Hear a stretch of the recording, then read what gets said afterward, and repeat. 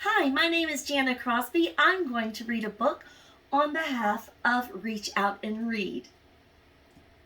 This book today is Bunny Cakes by Rosemary Wells, and we're going to see Max and how he would like to help make a cake for Grandma. How many of you like to cook? It was Grandma's birthday.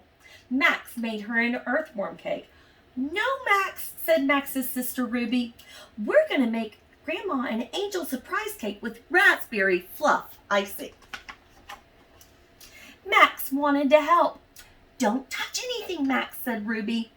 But it was too late.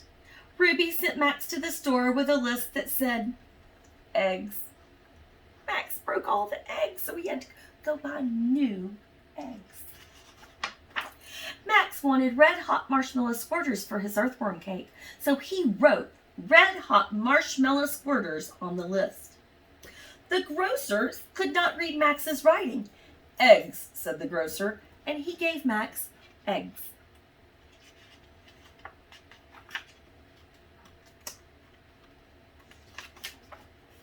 Max brought the eggs home to Ruby. "Don't bump the table, Max," said Ruby. But it was too late. Ruby sent Max back to the store with a list that said, milk. What do you think happened to the milk? This time, Max wrote red-hot marshmallow squirters in a different way. Max hoped and hoped for his squirters, but the grocer still couldn't read Max's writing. "Milk," said the grocer, and he gave Max milk. Max brought the milk home. "There's a yellow line on the floor, Max," said Ruby. "You can't step over that line." But Max crossed the line anyway. Over went the flour. Ruby got out her pencil. Flour. This time, Max wrote red-hot marshmallow squirters in the most beautiful writing that he knew. Max could almost taste those marshmallow squirters. "Flour," said the grocer, and he gave Max flour.